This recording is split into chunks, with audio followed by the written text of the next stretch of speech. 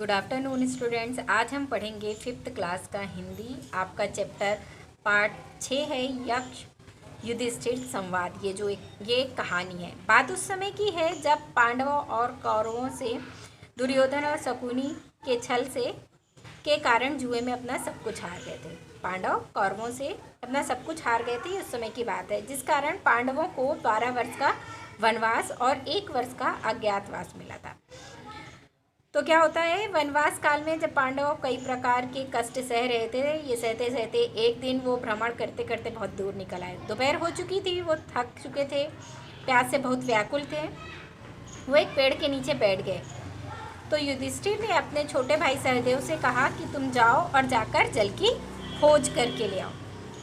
सहदेव आज्ञा का पालन करते हुए जल की खोज में निकल पड़े। वो एक सुंदर तालाब के पास पहुंचते, लेकिन तालाब के पास जाकर जैसे ही पानी में हाथ डालते हैं तभी आवाज़ आती, ठहरो, यह तालाब मेरा है, पहले मेरे प्रश्न का उत्तर दो, उसके बाद पानी पीना। यदि तुमने मेरे प्रश्न का उत्तर नहीं दिया और पानी पी लिया तो तुम्हारी मृत्यु हो जाएगी। सहदेव बहुत प्यासा था, उसने आवाज़ की चिंता किए बिना पानी पीना प्रारंभ कर दिया। या क्या, वह पीते ही अचेत होके गिर गया।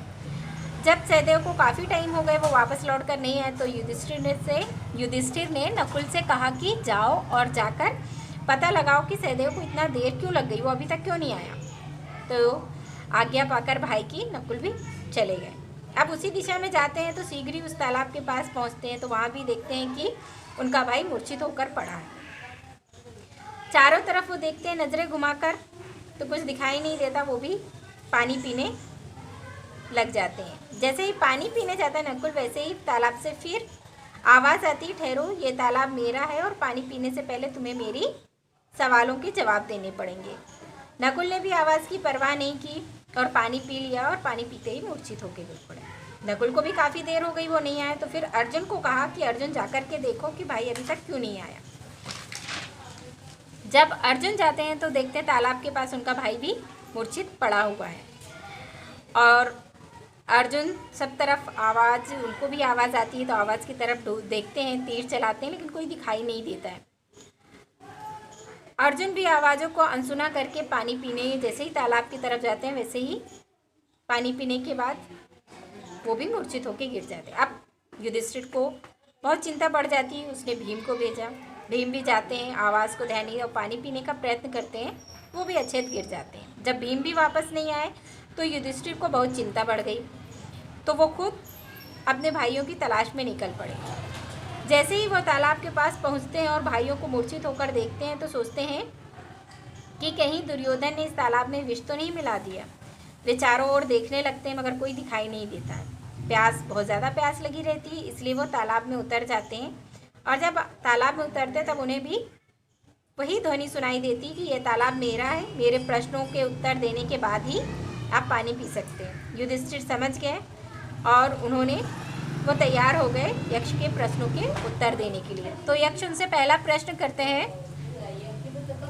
कि पवन से तेज किसकी गति है।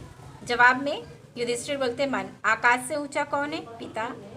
यक्ष फिर से प्रश्न करते भूमि से बड़ी कौन है? तो उत्तर मिलता है युधिष्ठिर से माता।